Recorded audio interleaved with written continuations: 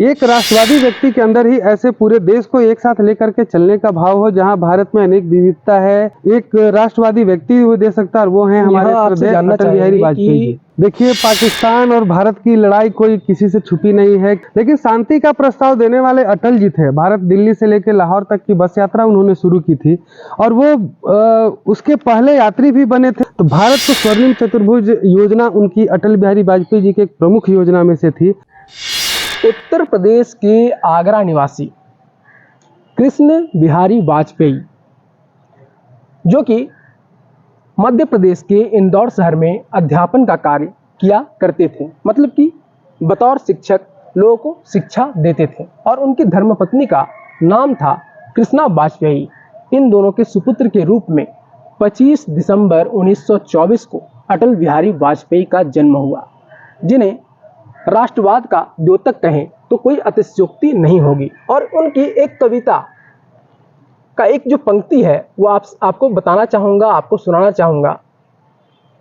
काल के कपाल पर लिखता मिटाता हूँ, गीत नया गाता हूँ, गीत नया गाता हूँ। और इसके ठीक पहले उन्होंने इस कविता को लिखा था, गीत नहीं गाता हूँ, गीत नहीं गाता हूँ। इन दोनों के बीच में बहुत ज़्यादा फर्क है। आज हम जिनके बारे में बात करेंगे वो सिर्फ एक राजनेता नहीं, बल्कि एक अच्छे कवि, राष्ट्रवादी कवि, एक अच्छे प्रचारक के रूप में उन्होंने काम किया है। और इस संबंध में श्रद्धेय अटल बिहारी वाजपेयी के संदर्भ में हम लोग आज जिनसे बात करने वाले हैं उस शख्स का नाम भी है अटल पांडे। तो चलिए, श्रद्धेय अटल की बात, अटल के साथ में आपका स्वागत है। मुद्देबाज देश की बात और पब्लिक डिमांड के साथ मैं हूं प्रणय। आप तमाम देशवासियों को प्रणय का प्रणाम। और इसी के साथ हमारे साथ जुड़े हुए हैं अटल पांडे जी, जो कि श्रद्धेय अटल बिहारी वाजपेयी के बारे में आपको संक्षिप्त रूप में जानकारी देंगे। तो आइए हम जानते हैं अटल बिहारी वाजपेयी भारत रत्न के बारे में। तो बहुत बहुत स्वागत है आपका अटल जी। अटल की बात करने के लिए आज हमारे साथ आप पधारे हैं। चलिए, सबसे पहले आपसे हम जानना चाहेंगे कि अटल बिहारी वाजपेयी के जीवन की शुरुआत कैसे हुई और उनके परिवार के संबंध में आप बताएं। देखिए, अटल जी की जो जीवनी रही है, उनका जन्म मध्य प्रदेश के इंदौर शहर में हुआ, और उस शहर में एक ऐसे परिवार में जो उनके पिता एक शिक्षक और साहित्यकार भी थे। तो एक अच्छे साहित्यकार होने के कारण उनका छवि उनके परिवार में और अटल जी के ऊपर भी पड़ा। अटल जी को भी हम लोग आज एक अच्छे साहित्यकार के रूप में जानते हैं, अच्छे कवि के रूप में जानते हैं। इसका पूरा श्रेय है कि उनका परिवार जो पैतृक माहौल मिला उसका देन रहा, और वो वहीं से वो पढ़ाई लिखाई फिर इंदौर यूनिवर्सिटी से उन्होंने किया, और वो शिक्षा दीक्षा प्राप्त करके राष्ट्र की सेवा में वो आ गए, और वो ग्रेजुएशन किए, एमए तक की पढ़ाई उन्होंने की। इसके बाद वो 5 जन्य के संपादक के रूप में कार्य करने लगे। उनकी मुलाकात जब राष्ट्रीय स्वयंसेवक संघ एवं अन्य पार्टी से हुई, उस समय देश का एक माहौल ये था, देश आज़ाद हुआ था, और उस परिस्थिति में इस देश के सामने अटल जी भी उस समय एक युवा के रूप में थे। तो उनके पास भी बहुत विकल्प नहीं थे। उस समय तत्कालीन देश आज़ाद हुआ था, और ऐसे माहौल में अटल जी ने देश को माहौल को समझा और देश के विकास के लिए क्या क्या किया जा सकता है उस पर विचार किया। अटल को मुख्य रूप से राष्ट्रवाद का जनक या द्योतक हम लोग मान सकते हैं। और जहाँ तक मैं जान रहा हूँ अटल जी, आप भी राष्ट्रवादी विचारधारा से जुड़े हुए हैं। इसको आप किस तरह से देखते हैं, क्या बताना चाहेंगे? अटल जी को हम पूर्ण रूप से राष्ट्रवादी कह सकते हैं कि जैसे कि उदाहरण के रूप में हम कहें तो जब इस देश में एक पार्टी को पूर्ण बहुमत जब नहीं मिला था, तब उन्होंने लगभग 28 पार्टियों को मिला करके अपनी सरकार उन्होंने चलाई थी भारत में। तो उनका सबसे मिलना, और अब तक अजात शत्रु एक जो उनके साथ ये जो जुड़ा हुआ है, उनका कोई शत्रु नहीं रहा। अब शत्रु नहीं होने का ये मतलब इम्पैक्ट है, या ये हम कह सकते हैं कि उनका वो कभी विवाद में ज़्यादा नहीं पड़े। वो सबके साथ स्नेह भाव से रहते थे, सबको मिला करके चलते थे। और भारत के लिए उन्होंने, जब हम कह सकते हैं कि जब उन्होंने सरकार थी तो वो पैसे दे करके, अटल जी हमारे भारत के 2 बार प्रधानमंत्री हुए, तो सरकार गिराना उन्होंने पसंद किया, लेकिन पैसे दे करके वो चाहें तो विधायकों सांसदों को खरीद करके खरीद फरोख्त होती और आराम से उनकी सरकार उसमें बन सकती थी, लेकिन उन्होंने ऐसा नहीं किया। और देश के लिए ही उन्होंने ये ऐसा किया कि यदि वो सरकार बनती तो वो भ्रष्टाचारी सरकार होती। निश्चित रूप से जो पैसा दे करके खरीदे जाते विधायक, तो पैसे की वसूली इसी सरकार में होती और भारत के जनता के जो टैक्स पेयर्स हैं, वो टैक्स के जो पैसे उसी पैसे से भ्रष्टाचार होकर के उन्हें दिया जाता। वैश्विक मानस पटल पर अगर अटल बिहारी वाजपेयी को हम लोग देखते हैं तो हम लोग देखते हैं एक साहित्यकार थे और साथ ही एक कुशल राजनेता। इसको आप किस तरह से देखेंगे आज के संदर्भ में? उनकी छवि हम कहें तो उन्होंने ऐसी ऐसी रचना की, जैसे आप उनका एक है रग रग हिंदू मेरा परिचय।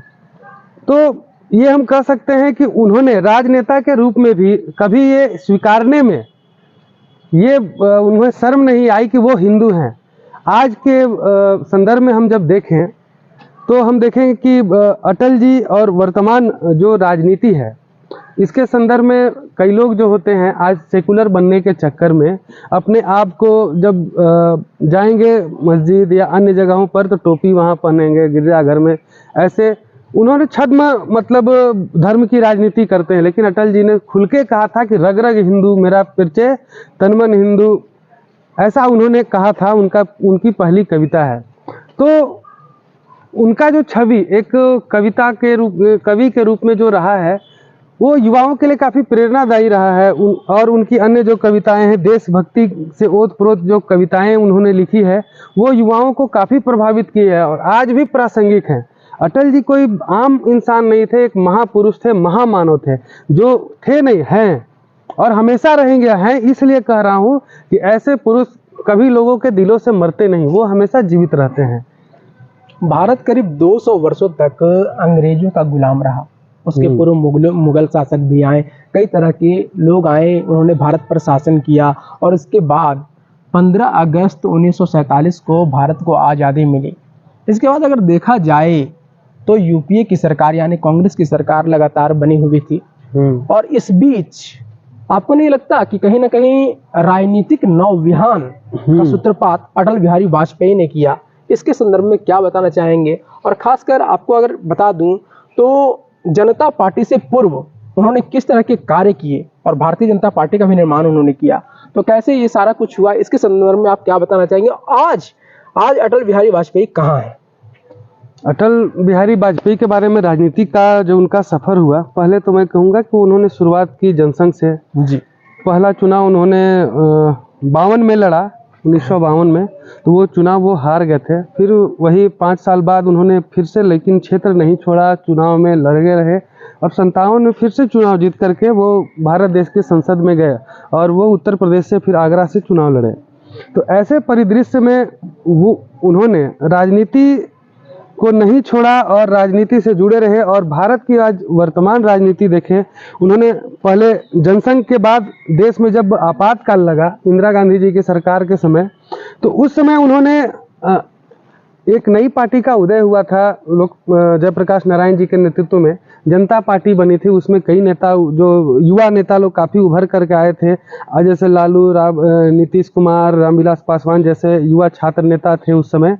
और उसी आंदोलन के सब उपज थे। तो अटल जी उस समय पहली बार विदेश मंत्री के रूप में उस सरकार में उन्होंने संभाला था और भारत से बाहर जाकर के उन्होंने हिंदी में अपना भाषण दे करके भारत का मजबूत पक्ष रखा था और भारत को मजबूत बनाने का कार्य किया था।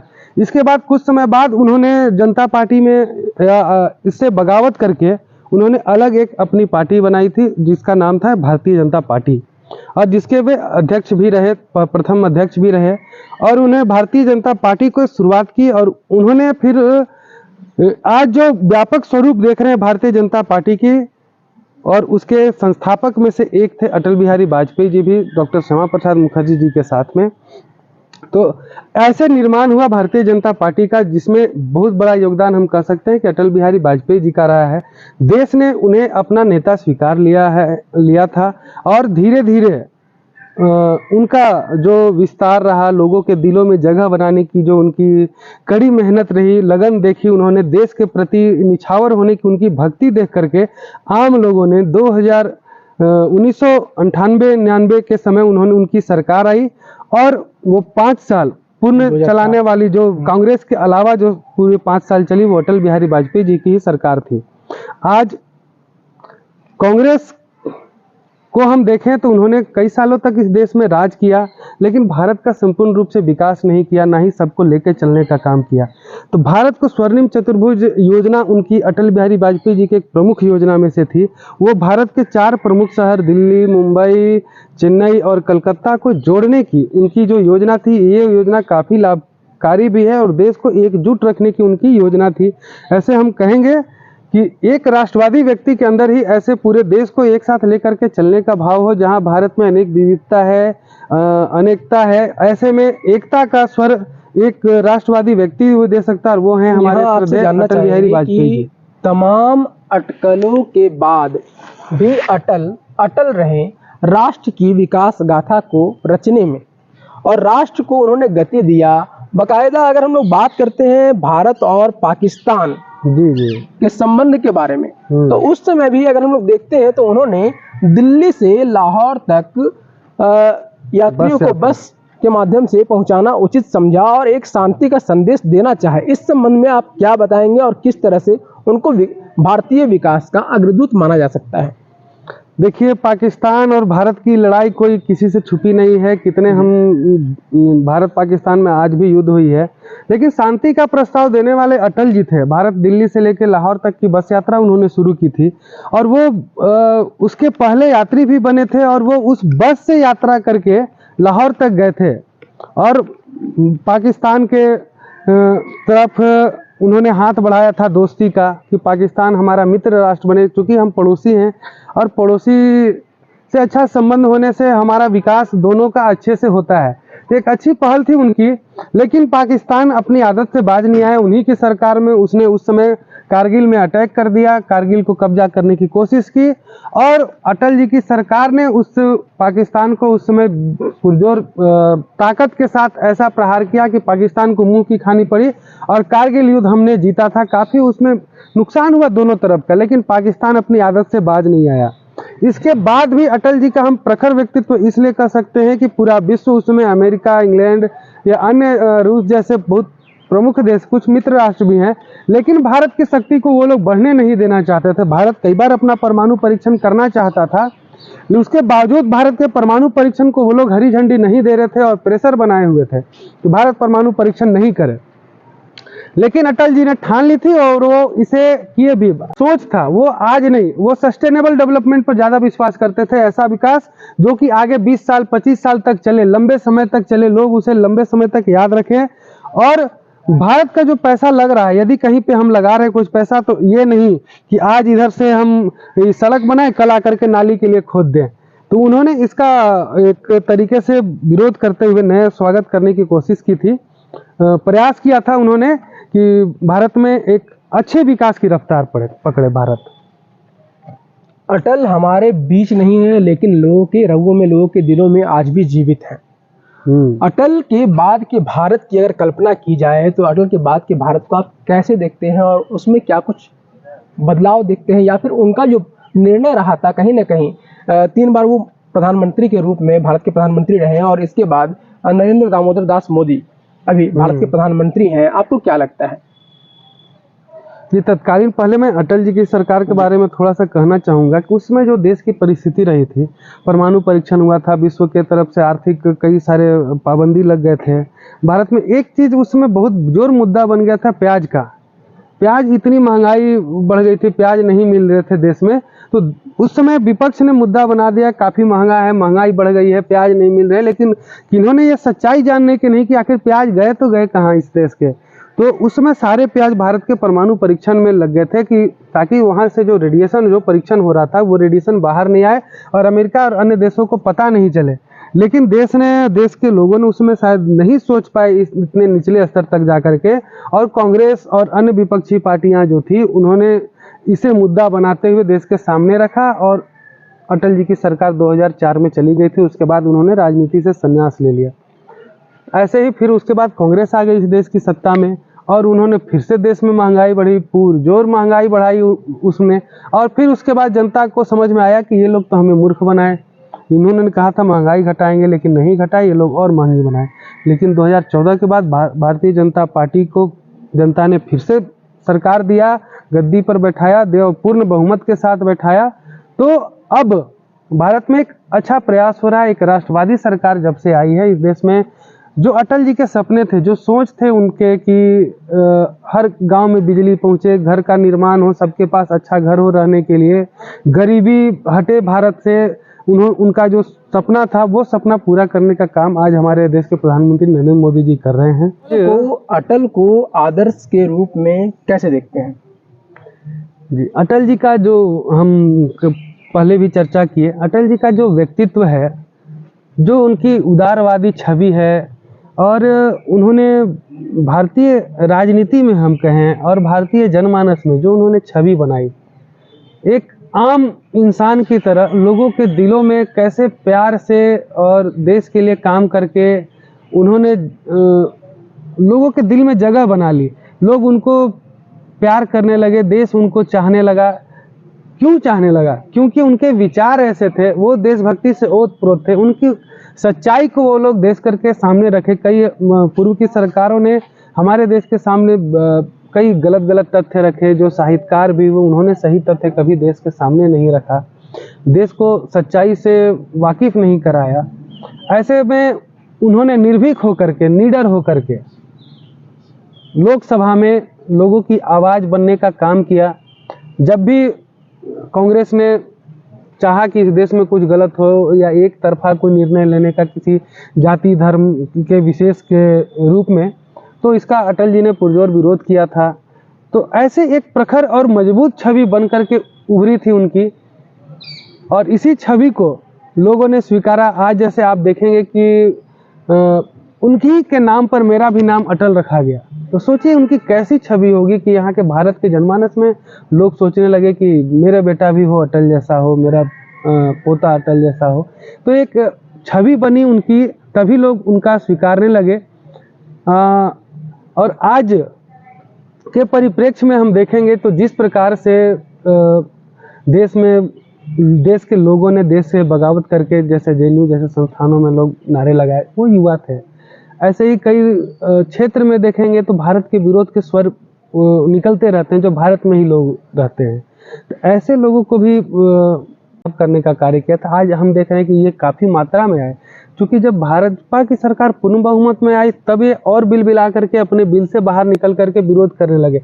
पहले तो इनका सब कुछ चलता था, जब कांग्रेस की सरकार थी तो ये सब आपसी मिलजुल के साथ बढ़िया अच्छे से चलाते थे। कश्मीर की बात हम करें तो वहाँ इतना उन्हें 370 रहने के बाद उन्हें अधिकार था कि कोई पैसा जा रहा है, क्या जा रहा है, कोई उनसे हिसाब लेने वाला नहीं था, और भारत के टैक्स का एक मोटा पैसा उन लोगों को जाता था। तो उन्होंने भी इसकी नींव रखी थी, 370 का उस समय भी विरोध किया था। लेकिन अटल जी की सरकार की मजबूरी ये थी कि उनके साथ 28 अन्य पार्टियां भी उनकी सरकार में थी, तो वो गठबंधन धर्म का पालन करते हुए वो उस समय बहुत अच्छे से सबको मिला करके सरकार चलाए। 80 लगभग मंत्री थे उनकी सरकार में, 83 लोग। तो इतने लोगों को एक साथ लेकर के चलना एक कोई साधारण बात नहीं होती है। और ऐसी परिस्थिति में भी वो हर मुद्दे पर जो भी देश से संबंधित रहता था राष्ट्र की मजबूती के लिए, उसका वो प्रखर रूप से विरोध करते रहे। उन्होंने ये चिंता नहीं कि चाहे मेरी सरकार रहे या जाए, ये उन्होंने कभी नहीं सोचा। ये अगर सोचे होते तो देश इतना आगे नहीं बढ़ पाता, ना ही विकास कर रहा होता। हम भारत रत्न अटल बिहारी वाजपेयी के संबंध में बातचीत कर रहे हैं। वो किस तरह से लोगों के लिए आदर्श है, इसके बारे में हम लोगों ने जाना, और आखिरी में हम देशवासियों के नाम संदेश देना चाहेंगे। तो इस संबंध में आप उन तमाम देशवासियों को क्या संदेश देना चाहेंगे जो अटल को प्रेम करते हैं? जी, मैं सभी देशवासियों को हाथ जोड़ करके यही निवेदन करना चाहूँगा कि अटल जी का जो व्यक्तित्व रहा, जो लोगों से मेल जोल की भावना रही, राजनीति में भी तमाम तरह के शत्रु हमारे उभर करके आ जाते हैं, हमारे अपने लोग कई शत्रु हो जाते हैं। राजनीति में हम अक्सर कहते सुने होंगे कि बाप बेटा का नहीं होता है, बेटा बाप का नहीं होता है। तो ऐसे मजबूत संबंध भी जब राजनीति में जहाँ बिखर जाते हैं, वैसे उस राजनीति के दलदल में या उस राजनीति के क्षेत्र में हम कहें कि उसमें अजात शत्रु के नाम से वो जाने जाते थे। लोग सभी उनसे, पक्ष हो या विपक्ष, दोनों तरफ के लोग उनसे प्रेम करते थे। तो आप भी अपनी छवि इस देश में, अपने समाज में, अपने आसपास में, विद्यालय में या जहाँ भी आपका कर्म क्षेत्र हो, एक ऐसी छवि बनाइए जिससे लोग आपको प्रेम करें और हर वो प्रखर मुद्दा हो सच्चाई के साथ निर्भीक होकर के उठाइए। तब आप अपना भी विकास करेंगे और इस देश का भी विकास करेंगे। क्योंकि कहा जाता है कि झूठ जो है बहुत दिन तक नहीं छिप सकती, आप कुछ समय के लिए टाल सकते हैं लेकिन एक न एक दिन सच्चाई बाहर आ ही जाती है। तो हमेशा सच के साथ रहें, देश के साथ रहें और जनता के साथ रहें। इन्हीं शुभकामनाओं के साथ आज अटल बिहारी वाजपेयी जी की 100वीं जन्म दिवस पर मैं सभी को हार्दिक बधाई, शुभकामनाएं देता हूं। उन्हें याद करते हुए नमन करता हूं और उस पुण्य आत्मा को प्रणाम करता हूं। साथ ही आज इस मुद्देबाज की पूरी टीम को मेरी ओर से हार्दिक शुभकामनाएं और मैं आपका आभार व्यक्त करता हूं कि आपने इस प्रमुख मुद्दे पर मेरा वक्तव्य लेने के लिए मुझे चुना। मैं इसके लिए आभारी हूं आपका। बहुत बहुत धन्यवाद। तो साक्षात्कार और बातचीत के इस सिलसिले में आप भारत रत्न अटल बिहारी वाजपेयी के संबंध में सुन रहे थे राष्ट्रवादी वक्ता अटल पांडे जी को, जो कि झारखंड की राजधानी रांची से बिलोंग करते हैं। ये भी एक राष्ट्रवादी विचारधारा के प्रेरक रहे हैं। और साथ में आपको बताना चाहूँगा कि अटल बिहारी वाजपेयी अपने विचारों, अपने निर्णयों को लेकर हमेशा से अटल थे। उन्हें क्या करना है और कैसे करना है इसे लेकर वो अटल थे। राष्ट्रवादी कवि, राष्ट्रवादी साहित्यकार और कई पत्र पत्रिकाओं का संपादन उन्होंने किया है। इसके अलावा भारत के प्रधानमंत्री के रूप में उन्होंने 3 बार शपथ ग्रहण किया और इंदिरा गांधी और जवाहरलाल नेहरू के बाद अगर सबसे लंबे समय तक अगर किसी अन्य पार्टी के प्रधानमंत्री के रूप में कोई रहे तो वो अटल बिहारी वाजपेयी ही रहे हैं। आपको बताना चाहूँगा कि करीब 10 बार निचले सदन यानी कि संसद और उच्च सदन में 2 बार राज्यसभा में ये नॉमिनेट हुए और वहाँ पे जाकर देश की सेवा की। जनसंघ की स्थापना काल की बात करें या फिर जनता पार्टी की स्थापना की बात करें या फिर भारतीय जनता पार्टी, जिसके नेतृत्व में आज प्रधानमंत्री नरेंद्र मोदी पूरे देश को संवारने का प्रयास कर रहे हैं। तो इन तमाम चीज़ों का जुड़ाव कहीं ना कहीं भारतीय राजनीति के जनक, ऐसा कह सकते हैं कि भारतीय राजनीति के नवविहान के द्योतक या जनक अटल बिहारी वाजपेयी को इसका श्रेय जाता है। इसी के साथ मुद्देबाज देश की बात और पब्लिक डिमांड के माध्यम से सभी को प्रणय का प्रणाम और धन्यवाद। शुक्रिया आपका।